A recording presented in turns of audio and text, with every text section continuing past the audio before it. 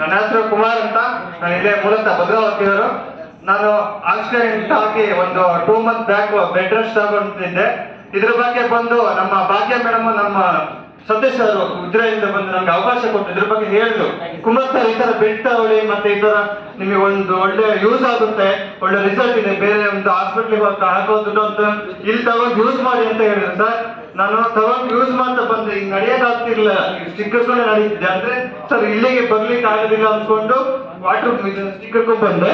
ಮನೇಲಿ ಹಾಗೆ ಒಂದು 2 days 3 days ಅದನ್ನು ಯೂಸ್ ಮಾಡ್ತಾ ಬಂದೆ. ಯೂಸ್ ಮಾಡ್ತಾ ಬಂದಾಗ ಇದು ಖಾಲಿ ಮಂಡಿಗೆ ಅಪ್ಲೈ ಮಾಡಿ ಕರ್ಕೊಂಡು ನನಗೆ ಟ್ರೈ ಮಾಡಿದೆ, ವಾಕಿಂಗ್ ಮಾಡಿದೆ ಸ್ಟಿಕ್ ಬಿಟ್ಟು. ಸೊ ವಂಡರ್ಫುಲ್ ರಿಸಲ್ಟ್ ಇದೆ.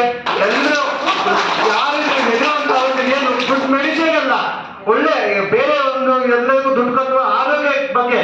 ಆರೋಗ್ಯ ಅನ್ನೋದು ಎಲ್ಲರಿಗೂ ಬೇಕು, ಎಲ್ಲ ಪ್ರತಿಯೊಬ್ಬರು ಯೂಸ್ ಮಾಡ್ತಾರೆ ಅಂತ ನನಗೆ ಅವಕಾಶ ಕೊಟ್ಟಂತ